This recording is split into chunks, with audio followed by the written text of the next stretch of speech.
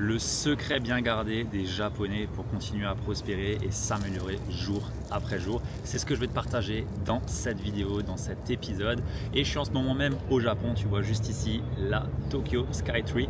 Et je me suis dit que j'allais te faire un petit épisode justement sur cet élément-là qui fait que les Japons sont tellement reconnus pour leur qualité, pour leur excellence, pour tout ce qu'ils font de bien aujourd'hui dans le monde.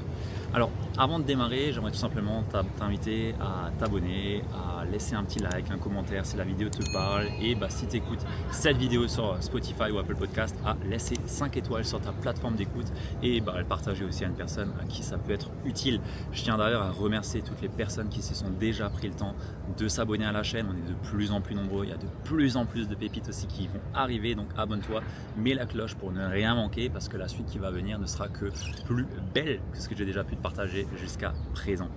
Bref, je rentre maintenant directement dans le vif du sujet puisque j'ai envie de te parler du Kaizen. Kaizen. Aujourd'hui, mon entreprise, elle s'appelle Kaizen Impact et ce n'est pas un hasard. C'est justement grâce à la philosophie japonaise finalement du Kaizen, du Lean, je vais t'en parler d'ici quelques instants, que finalement je suis devenu qui je suis aujourd'hui et que j'ai également pu finalement bâtir cette activité-là et également la nommer Kaizen Impact puisque c'est vraiment quelque chose qui est vraiment primordial et qui fait partie de ma philosophie de vie, le Kaizen. Et je vais t'expliquer dans un instant de quoi est-ce qu'il s'agit, t'en fais pas.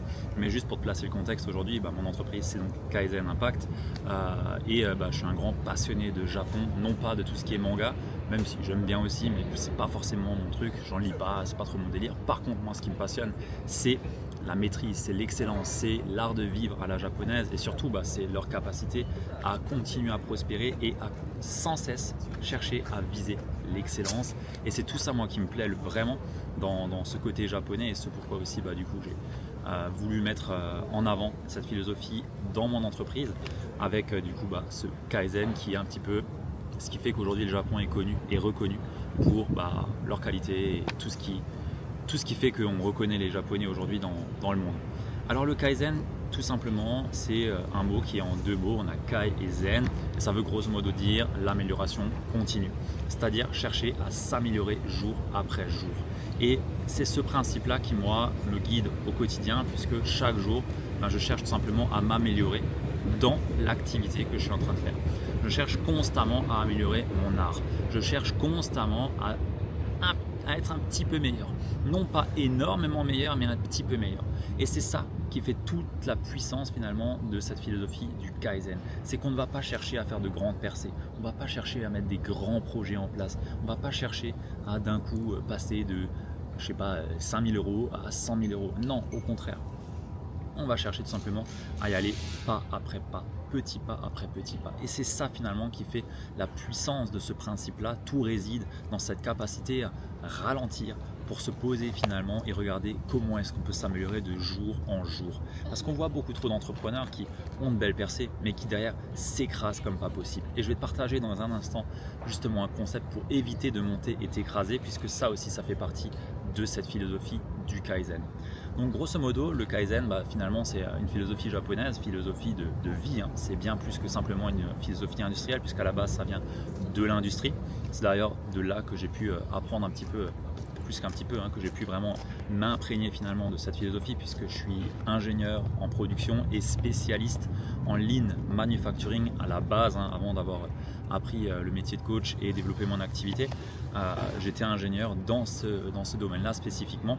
Donc j'ai vraiment eu l'opportunité de travailler avec des Japonais et avec cette philosophie japonaise.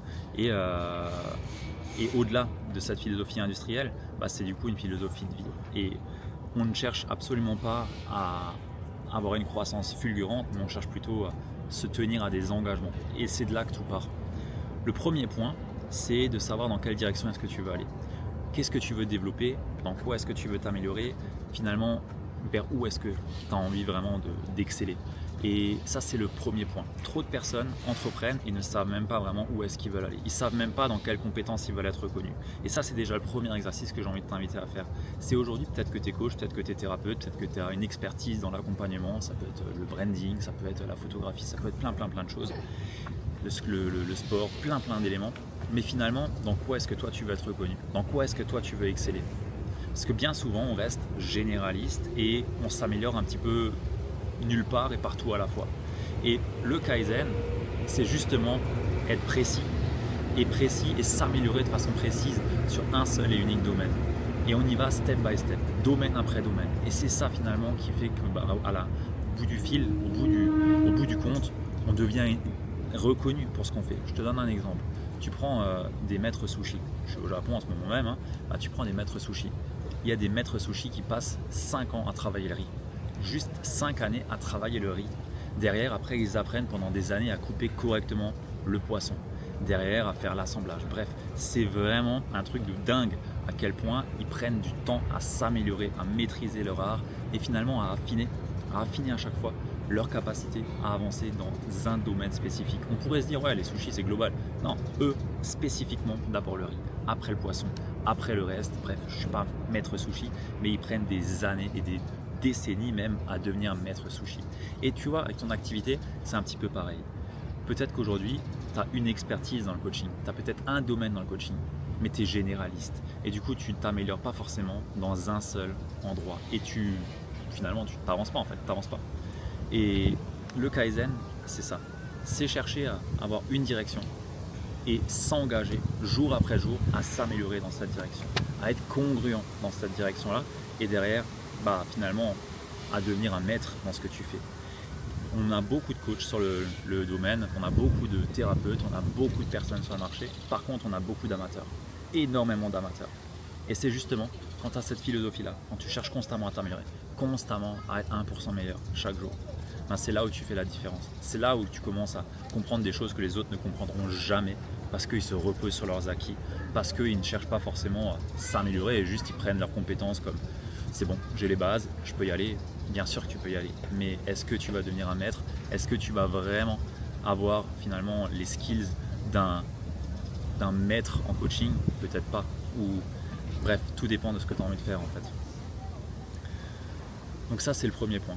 Chercher à s'exceller, chercher à être 1% meilleur, chercher à vraiment donner le meilleur de soi pour avancer dans une direction. Le deuxième point, c'est qu'on va avancer effectivement d'1% à chaque fois, on va chercher à s'améliorer jour après jour, à viser l'excellence, mais derrière, surtout, ce que ça va nous permettre de faire, c'est d'avancer et de rehausser nos standards à chaque fois. Puisqu'il y a à chaque fois un gros problème quand on a des grandes percées, quand on cherche vraiment à avancer d'un coup et passer à des résultats incroyables du jour au lendemain, c'est que bien souvent, on ne va pas rehausser nos standards, on ne va pas monter notre niveau d'exigence, on ne va pas monter finalement nos basiques et on va redescendre au niveau où on était juste avant. Et c'est là où le Kaizen est bien différent, puisqu'on s'améliore jour après jour d'1%. On s'améliore jour après jour à se demander qu'est-ce qu'on pourrait changer, qu'est-ce qu'on pourrait faire de mieux.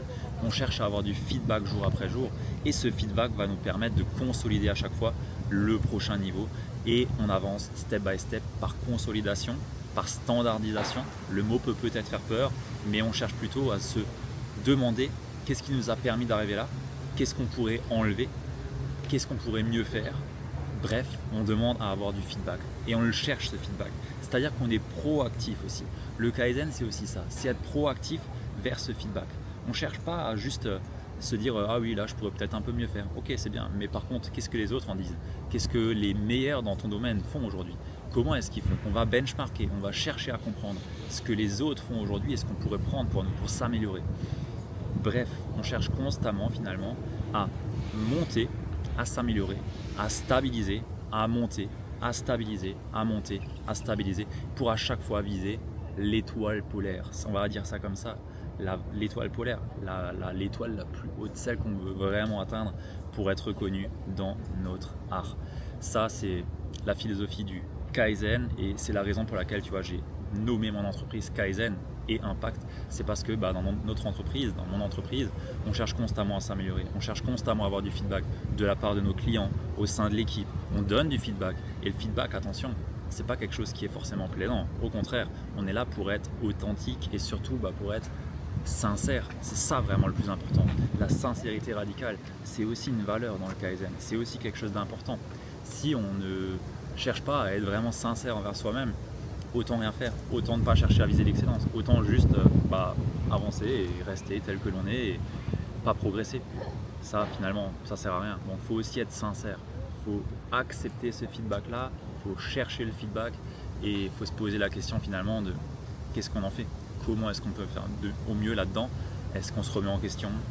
Voilà, ça demande une posture assez stoïque aussi dans ce Kaizen, et c'est ce que moi j'aime beaucoup et c'est ce qui fait que je me retrouve là-dedans aussi, c'est que on est responsable aussi de tout ce qui nous arrive. On est responsable de chacune des choses qui nous arrivent. Et justement, comme on en est responsable, on cherche aussi à s'améliorer, on cherche aussi à comprendre ce qui a fait qu'on en est arrivé là et comment est-ce qu'on peut finalement changer la trajectoire. Donc voilà ce que j'avais envie de te partager par rapport au Kaizen. Je n'ai pas envie de te partager de choses beaucoup plus précises sur des outils et ainsi de suite, parce que derrière, ça ne s'appliquera peut-être pas forcément à ton activité. Mais de façon générale, je pense que la philosophie ici, je te l'ai bien expliqué, tu as pu la comprendre et j'espère que ça a pu peut-être t'ouvrir l'esprit, à peut-être aller creuser un petit peu plus. Si tu le souhaites, je peux te faire une vidéo plus détaillée où je te détaille de A à Z tout ce que je sais sur le Kaizen, et je peux te mettre même des templates, des outils, bref, plein de choses que j'utilise moi-même au quotidien. Mais ici, tu as, on va dire, une belle enveloppe de cette philosophie-là. Et de la façon aussi dont nous on l'utilise chez Kaizen Impact, et à quel point ça nous a permis aujourd'hui de bâtir une activité à plus de 6 chiffres et de jour après jour nous améliorer, de continuer à avoir un accompagnement qui cherche à être excellent. Il ne l'est pas et il ne le sera jamais. D'ailleurs, ça c'est un point qui est super intéressant, c'est que ok, on vise l'excellence mais on ne l'atteindra jamais. Et il y a une citation d'Enzo Ferrari que j'adore où on lui demande tout simplement quelle est la meilleure Ferrari aujourd'hui. Et Enzo lui répond à cette personne, c'est simplement celle qui sortira demain. Parce qu'il a la même philosophie que je peux t'expliquer ici, il a la philosophie du Kaizen, il a la philosophie de l'amélioration continue, il a la philosophie de l'excellence. Et chaque jour, on s'améliore. Donc la prochaine pièce qui sera la meilleure sera forcément meilleure que celle du jour aujourd'hui. Donc c'est un point qu'il faut garder en tête. Tu n'auras jamais le programme parfait, tu n'auras jamais l'accompagnement parfait. Par contre, tu sais que jour après jour, tu es engagé à avancer vers cette excellence et vers cette amélioration, et ça peut que être de mieux en mieux. Voilà, c'est tout ce que j'ai envie de te partager. Tu peux me laisser dans les commentaires si ça te parle, si tu utilises déjà cette philosophie, si elle guide déjà peut-être ta vie aujourd'hui, puisque bien entendu ça ne s'applique pas que au business, ça s'applique à la vie. Je l'ai d'abord appliqué à ma propre vie et c'est ce qui m'a permis de me plonger dans le développement personnel pour m'améliorer personnellement, et ça m'a permis de faire des bons incroyables, et à 28 ans j'aurais jamais pensé arriver là où j'en suis aujourd'hui. Ce n'est que le début, et c'est justement grâce en partie à ces Japonais, on va dire ça comme ça, que je peux en être là aujourd'hui, parce que j'aurais jamais eu cette ouverture d'esprit et jamais pu avoir finalement cette philosophie et cet art de vivre en moi si j'avais pas pu découvrir tout ça. Donc je suis très reconnaissant de ce que ces personnes ont pu m'apporter sur le côté industriel et que j'ai pu transposer à ma vie et au business derrière. Voilà. Bon, sur ce, on se dit à la prochaine vidéo, et si ça t'a parlé, partage-le à une personne à qui ça peut être utile, et bien entendu, abonne-toi, laisse un petit commentaire et 5 étoiles sur Apple Podcast ou Spotify. À très vite, ciao.